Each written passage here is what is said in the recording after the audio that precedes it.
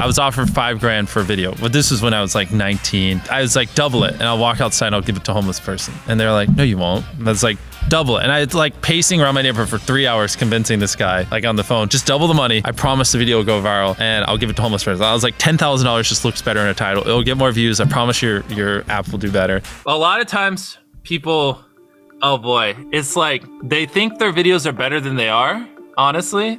And tell them, Jimmy, tell them. I mean, they do that, and they have horrible friend groups because you really are like the type of YouTubers you hang around. It's getting people with the right YouTuber friend group that aren't pussies and will actually tell them when their content's bad and like actually roast it and help them get better in a nice, positive way. Basically what I did was I've somehow found these other like 4 lunatics. 3 of us were college dropouts. One was a high school dropout, and one, I don't know, he just like quit his job. We all were super small YouTubers, and we basically talked every day for 1,000 days in a row and did nothing but just like hyper study, like what makes a good video, what makes a good thumbnail, what's good pacing, like how to go viral. We would just get on Skype every morning, and like some days like I'd get on Skype at 7 a.m. and I'd be in the call until like 10 p.m. and then I'd go to bed, I'd wake up and I'd do it again. We'd do things like take 1,000 thumbnails and see if like there's a correlation to the brightness of the thumbnail to how many views it got. Imagine a world where it's just you working solo and you work 12 hours a day every day for like a year. And you're just grinding, you make a mistake, you learn from it, you grind, you make a mistake, you learn from it, and you do that for like a year.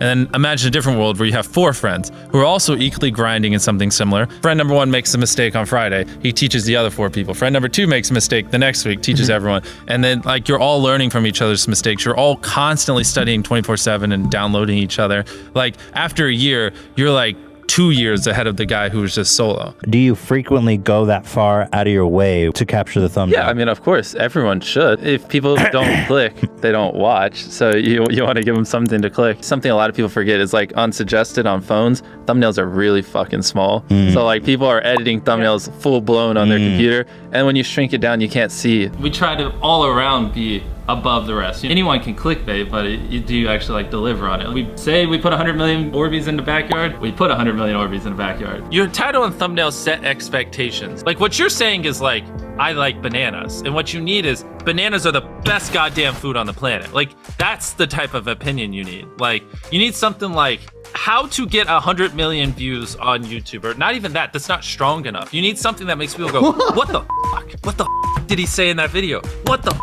I need to know. At the very beginning of the video, to minimize drop-off, you want to assure them that those expectations are being met. If you're putting 1 million Orbeez in a pool, don't start the video with you shopping for, you know, your mom's birthday present. At the beginning of the video, just say, this is 100 million Orbeez. We're gonna fill this pool and this entire backyard with them. Match the expectations, and then you want to exceed them. So you want to assure people that what they clicked on is what they're getting, and then blow their mind and be like, but you're also getting even more. Anytime you say the word algorithm, just replace it with audience. The algorithm didn't like that video? No, the audience didn't like that video. If I wasn't retaining a viewer, just would it make sense for you to promote it? Why would you promote a 10-minute video that people watch on average a minute and a half? I mean, every video, even the stupid ones, I learned something, you know, and that's something I try to make a very big point of, is like, no matter how bad we mess up, like we sometimes have videos that have horrible retention. It's just like, as long as you learn from it, it's not the end of the world. Every YouTuber says it. It's like, no one will ever be able to replicate my style. I gotta edit it. But newsflash, someone can. It's actually not as difficult as you think. It was good that I got a really strong foundation on how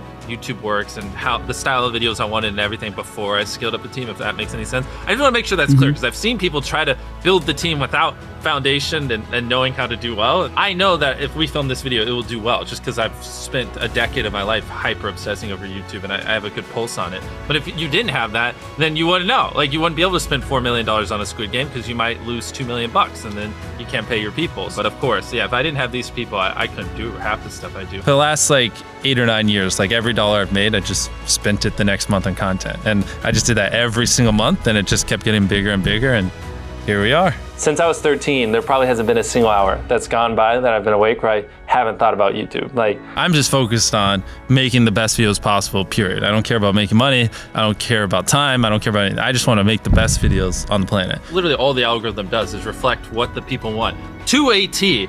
And if you deny that, you just make terrible videos and are trying to find a scapegoat. We do our videos in other languages as well. If you Google it, it's like only whatever, less than 10% of the world speaks English. So 90% of the world can't even enjoy your content. And when I realized that, I was like, wait a minute, 90% of the world can't even watch this stuff. Like, we just started doing this like 6 months ago, and it's crazy like how viral some of these videos Wow, are going. 51 million. In Spanish, the guy who does my dubs is the same guy who dubbed Spider-Man. We managed to convince him. So a lot of those comments are like, why does he sound like Spider-Man, or is Mr. Beast Spider-Man? To me, what's important is click-through rate, getting people to click on your video, and then average view duration, average view percentage, or just relative retention, and having them watch it. A lot of creators think click-through rate is just like the title and thumbnail and did they click it, but a lot of it too is, did they enjoy your last video? Because if someone watches a video of yours and they loved it, you can bet the next time you recommend it, their chance of clicking is a lot higher. Sometimes we're filming for 3 or 4 days, like 10 hours a day,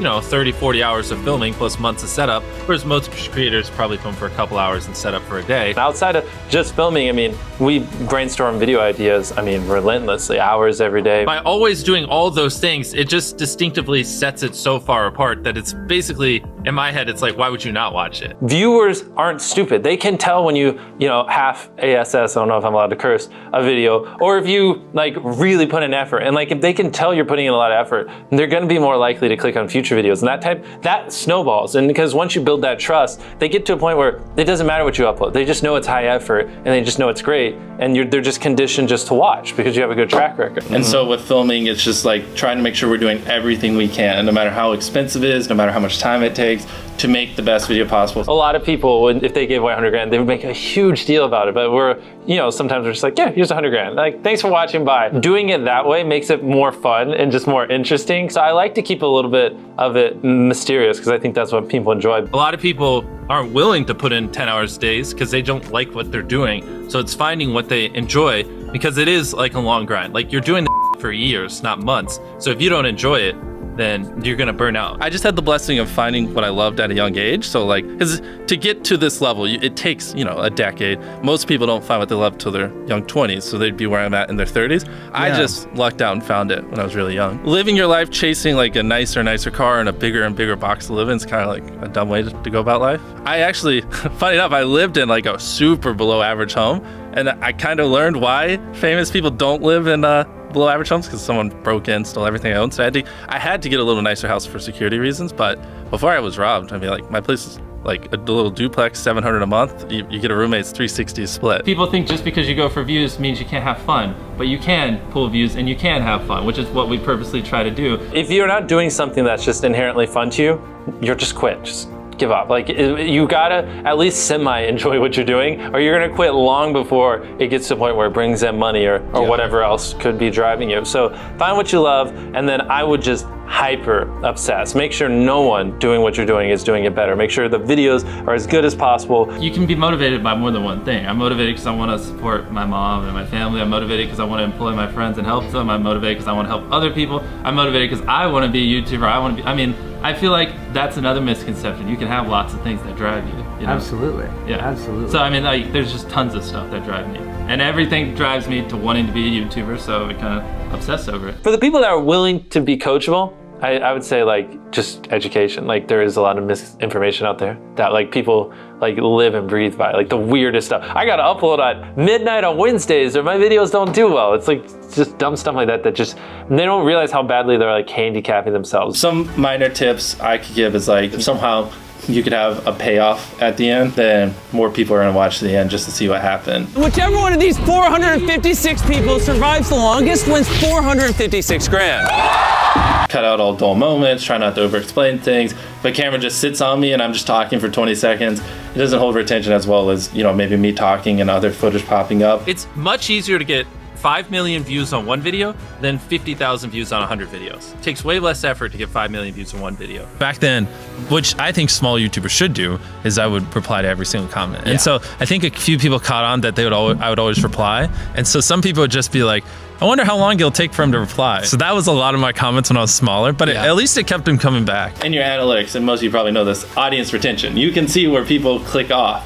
Just literally go through your last 50 videos, write down where everyone clicked off, and then just don't do those things again. But wait a minute, Mr. Beast. What if I don't know how to actually improve my average view duration? How do I know where to start? What if I'm just a noob? Well, in order to better retain your viewers, it's first helpful to have a really deep understanding of how they experience YouTube, to put yourself in their shoes. And in this video, I explain 5 simple steps that will help you do just that. Check it out.